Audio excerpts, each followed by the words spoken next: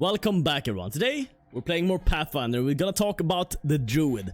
Now, the Druid... Who's the Druid, you ask? Now, the Druid is the guy or girl who defends nature. He's all about nature. He's maybe a hermit, maybe he's lived in nature, maybe he's befriended...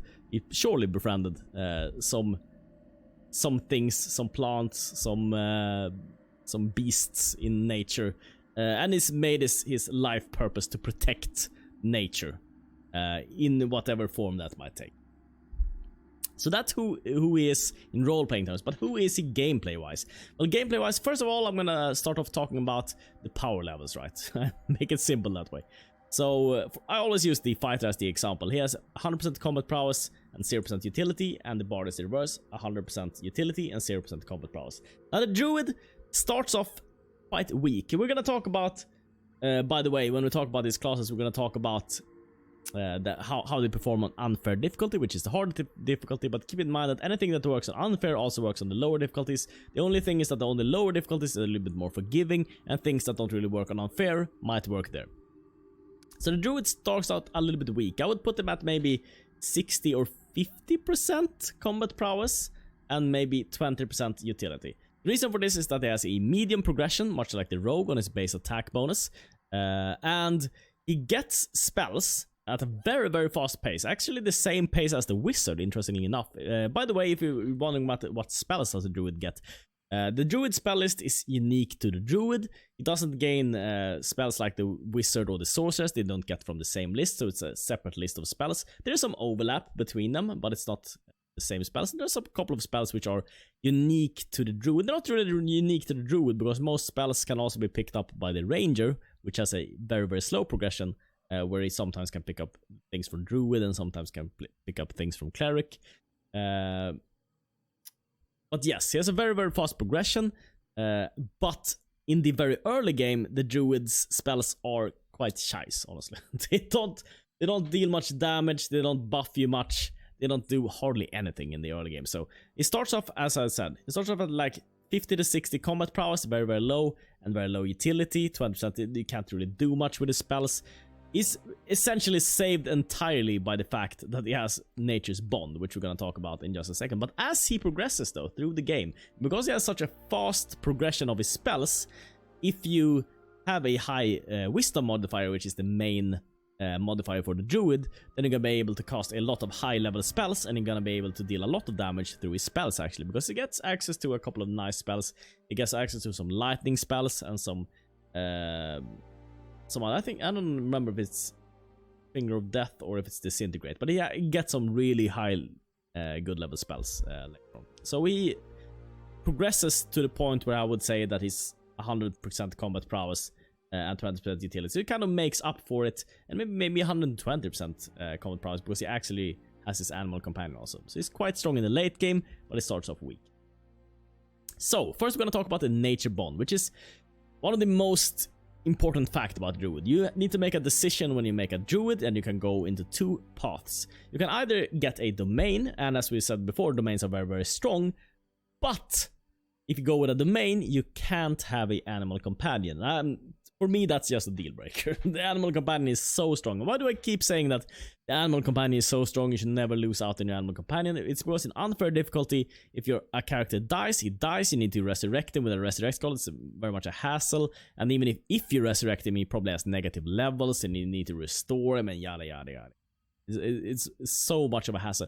But if you have an animal companion and it dies, you can just sleep, and it's resurrected instantly. And that's just so much easier. So using animal companions as your tanks, or using summon as your tanks, in my opinion, is a much easier way to go about things.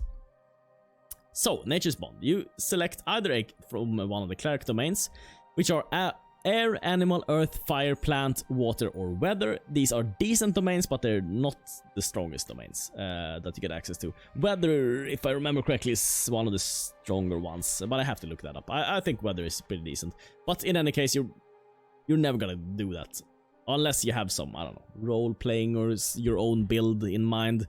In the general case, you're gonna pick up an animal companion because it's so darn strong. So the next defining thing about the Druid, of course, is the shapeshifting. He can shapeshift Starting on level 4, you can shapeshift into a wolf, and then you can shapeshift into leopard and bear, and there's a couple of forms you can use here: medium elemental, large elemental, and huge elemental.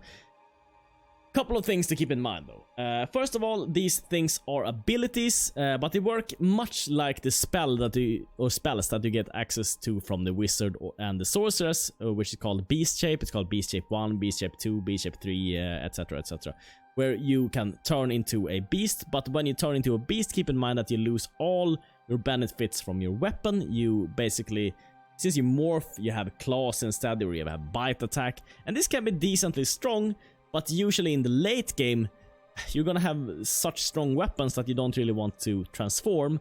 And in the early game, because you have such a shit base attack bonus progression, you're probably not gonna be able to hit something even if you transform. So for me, the shapeshifting part is a little bit of a gimmick. It's something that works on lower difficulties of the game, but I haven't seen that works very well on the higher difficulties. But if you have a build in mind, if you have something where you're maybe not a pure druid, but maybe spec something differently, you can maybe make this work. But I haven't seen this working out as a pure druid, so keep that in mind. The beast shapes, what they give, by the way, is that it usually gives you a enhancement bonus, I think. Sure, it's an enhancement bonus, or it's a polymorph bonus. Anyways, it gives you a bonus to strength usually, and sometimes to dexterity, and it gives you to natural armor. The thing is, this sounds like, okay, but you gain all these buffs, why aren't you, you know, so much stronger in melee combat? Well, the thing is, if you shapeshift or if you polymorph your animal companion, they're often gonna be very, very strong, because they gain that bonus on top of their already strong base. But the thing is that the druid doesn't have a good base to work with in the first place. So an animal companion gets natural armor increases, and they're very good. They're very easy to buff up, because basically none of the increases that they get, everything stacks with all the buffs that you can get. They get natural strength, they get natural dexterity, they get everything naturally, but the druid doesn't get anything naturally, so when he shapeshifts, it's usually just a weaker version of his animal companion. So yeah, there's that. Also, he gets a +2 bonus on saving throws against spell and supernatural abilities against fey and plants. For me, this is kind of a null ability. It's so circumstantial that to me it doesn't matter. I mean, it's a nice bonus, but same with venom immunity. You gain immunity to all poisons. The thing is that there's not that many poisons in this game, so it doesn't matter too much. Also, keep in mind that there's a couple of things with a druid, because of their like lore reasons and stuff like that. So they can't wear metal armor, and if they stray too far from the neutral alignment because they need to be neutral, they lose everything. So if you use this as your main character and you make a lot of, I don't know, evil decisions, something, or maybe a lot of lawful decisions or something that draw you too far away from your alignment, then you're gonna have to atone for your sins, or you can't level up in druid, and you can't use their abilities anymore. So keep that in mind. I know there's in pen and paper, there's even more things you can't do as a druid. You can speak a unique language called Druidic, and if you teach it to someone, you lose all your powers, and there's a lot of weird stuff. Those things are not in this game, so don't worry about that. Now we're gonna talk about this subclass, and all the subclasses are really strong. Most of them are like strict upgrades, I would say, to the druids. I don't know how often you're gonna go with, the bog standard druid. I think you're most likely gonna go with other things. First off, we had the Blight Druid, and they exchanged the Venom immunity for Blight Blood, which give immunity to all diseases, including natural and supernatural diseases. This is kind of like the Paladin thing. And it is also immune to effects that would cause her to become sickened or nauseated. So this is, in my opinion, just a strict upgrade to the Venom immunity, because the Venom immunity is not that strong. They are losing out on, as you can see here, there was a +4 bonus against the Fey spell-like ability thing, which I said there was a non-bonus. They lose out on that, but instead they get Miasma, which is whenever a creature is adjacent to them, they have to take a Fortitude save against the Druid's Wisdom modifier or become sickened for 1 round. It's a decent bonus. The thing is, unless you're multi-classing Blight Druid, which you can do, there's a lot of ways of actually multi-classing the Druid into strong classes, but if you're doing a pure Blight Druid, maybe on lower difficulties, but the thing is you don't want to be close to something. That's what I'm trying to get at here. You don't want to be close to something, you want to stand at range and lob spells at them, or maybe even pick up a bow. By the way, the druids are not proficient with bows, so you need to pick up martial proficiency if you want to use bows with this class. So I'm not really a fan of miasma. Plague Bearer is the same thing. If any creature strikes the Blight Druid with a touch attack, unarmed strike, or natural weapon, then he must make a fortitude save or become nauseated. So I mean, these are nice bonuses, and by itself the Blight Druid is like better than the Druid. But I think that this class is made for multi-classing, because yeah, the Druid by itself is not strong enough, to be able to, or to want to stand near something. Then we have the Defender of the True World. And the Defender of the True World is kind of the Ranger versus Fae. The Druid's Ranger versus Fae, right? So they get a +2 bonus on weapon attack and damage rolls against Fae. And they also get +4 bonus on saving throws against spell-like and supernatural abilities of the Fae. As you see, everything has to do with the Fae. So these abilities do nothing if you're not fighting against the Fae. And at 3rd level, they also get a +1 morale bonus on attack and damage rolls, and it increases. This kind of like the preferred enemy, right, of the Ranger. So it's, I mean, it's something if you're, I don't know. There's a couple of Faes in this game, and you're gonna have an easier time against that. But except for that, this subclass is a semi-miss. I think what makes this a hit for me, though, I just said it a miss, and then I said it's a hit, right? But the thing is, you don't lose out. If you compare to the regular Druid, you don't lose out. You lose out on this bonus, which I already said I consider a non-bonus. And you actually get a upgrade, kind of, to the Venom immunity, because there's almost no Venoms in the game. At 9th level, Defender of the True World becomes immune to mind-affecting effects of the Fae. I think that's probably better than the Venom immune. That's how lowly I value that. But yeah, that's up to you, how you value that. So that's the Defender of the True World. Then we come to the Fae Speaker. The Fae Speaker is my personal favorite Druid class, and it's because the Fae Speaker gets access to something called Fae Magic. And Fae Magic makes him use Charisma instead of Wisdom. So this is a Charisma-based build, or a Charisma-based character instead of Wisdom, which they're usually based on. And Fae Magic makes you able to pick up, let's see, I think it's, what is it, Enhancement and... Let's see here. Possible Druid spell.